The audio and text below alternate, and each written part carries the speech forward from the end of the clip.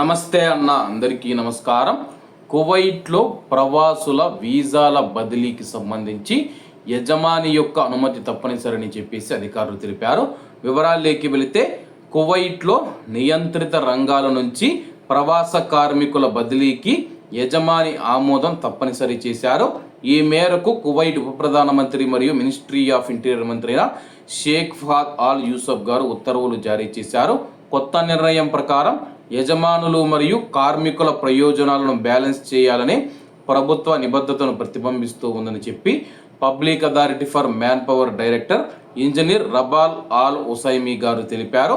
మే నెల ప్రారంభం నుంచి జూన్ నెలాఖరు వరకు అమల్లో ఉండే ఈ నిర్ణయం అసలు యజమాని నుంచి తప్పనిసరి ఆమోదంతో సహా నిర్దిష్ట షరతులకు లోబడి చిన్న మరియు మధ్య తరహా పరిశ్రమల్లో పనిచేసే కార్మికులు, వ్యవసాయ రంగంలో పనిచేసే కార్మికులు, పశువు మరియు మత్స్య పరిశ్రమ వంటి మత్స్య రంగాలలో పనిచేసేటువంటి కార్మికులు వాళ్ళ యొక్క వీసాల బదిలీకి అనుమతినిస్తూ ఉంది.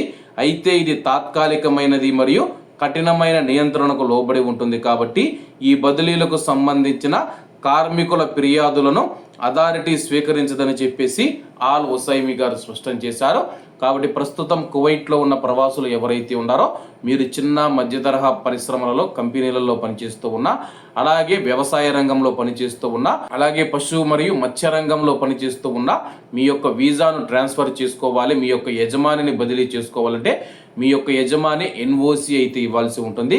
ఆ యొక్క ఎన్ఓసి పేపర్ ఇస్తే మీకు ఎటువంటి ఇబ్బంది లేకుండా మీరు వేరే వీసాకు బదిలీ కావచ్చు అన్నమాట. ప్రస్తుతం ఉన్న పరిస్థితుల్లో కువైట్ యజమానులు ఎన్ఓసి ఇస్తారా లేదా అన్నది వేచి ఉంది. ఒకవేళ వాళ్ళు ఎన్ఓసి ఇచ్చినా సరే కానీ ఇంత డబ్బు డిమాండ్ చేసే అవకాశాలు ఎక్కువగా కనపడుతూ ఉన్నాయి. కువైట్లో అకామాల పేరు మీద కువైటీ ప్రజలు ప్రవాసులను దోచుకుంటూ ఉన్న విషయం అందరికీ తెలిసిందే. కాబట్టి అందరూ బాగుండాలి, అందులో మనం ఉండాలి. అందరికీ నమస్తే అన్న, జై హింద్.